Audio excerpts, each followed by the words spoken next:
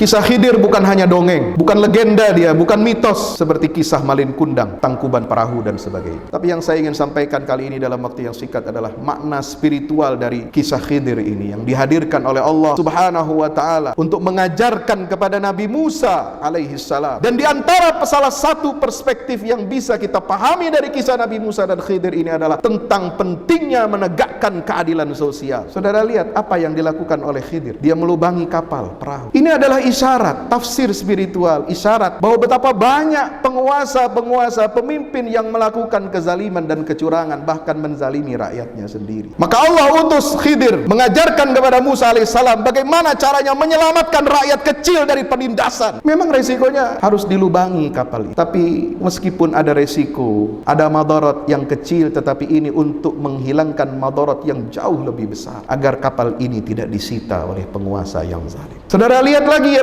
segmen kedua dari kisah itu. Ada sekian banyak generasi baik di tengah-tengah kita, tapi yang buruk ini memang sedikit. Ada generasi yang buruk, yang mengkhianati ideologi orang tuanya, yang mengkhianati perjuangan para leluhurnya. Anak ini adalah tipe generasi SDM yang buruk itu, yang mengkhianati cita-cita orang tua, yang beriman kepada Allah Subhanahu wa taala. Dan kelak nanti Allah sudah mengatakan bahwa anak ini akan menyeret orang tuanya kepada kekufuran, dan Allah ingin menyelamatkan orang tuanya dari kekufuran itu. Bagaimana caranya? Khidir diutus oleh Allah untuk mengajarkan kepada Musa alaihissalam untuk memotong generasi yang jelek ini. Generasi yang jahat ini harus dipotong, dibunuh oleh Khidir. Dengan harapan apa? Allah akan mengganti dengan generasi yang memiliki akhlak, memiliki akidah, memiliki keimanan yang kuat untuk melanjutkan cita-cita dan perjuangan para leluhurnya. Dan itu hubungannya dengan segmen yang ketiga. Ketika Khidir menegakkan tembok yang akan roboh karena di bawahnya ada harta pusaka milik anak yatim. Inilah cara Allah memperlihatkan